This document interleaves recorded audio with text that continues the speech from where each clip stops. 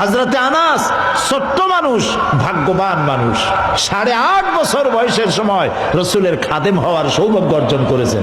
সুবহানাল্লাহ। 8.5 বছরের ছেলে, কিশোর, শিশু, তারে যেটা আপনি কবেন সে তো তার উল্টাটাই করা স্বাভাবিক। চাইবেন ঠান্ডা পানি, আনবে গরম পানি। চাইবেন স্যান্ডেল, আনবে জুতা। বিছানা বিছাইতে বলবেন, সে বিছানা উল্টায় দেবে। এটাই তো স্বাভাবিক। হযরতে আনাস বলেন, 1 বছর 2 বছর নয়, সুদীর্ঘ 10টি বছর পর্যন্ত আল্লাহ নবীর খাদেম হিসাবে আমি তার পাশে ছিলাম। 10টি বছরের ভিতরে আল্লাহ নবী আমাকে একটা ধমকও দেন নাই। এই কথা আমাকে কখনো বলেন নাই, আনাস এটা কেন করেছো অথবা এটা কেন করো নাই, একটা ধমক দেন নাই।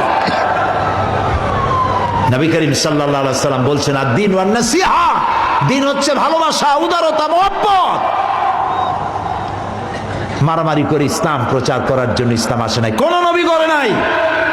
একজন নবীও মারামারি করে আল্লাহর আইন প্রতিষ্ঠা করেন নাই। কথা বুঝে আসছে? নবীজিও করেন নাই।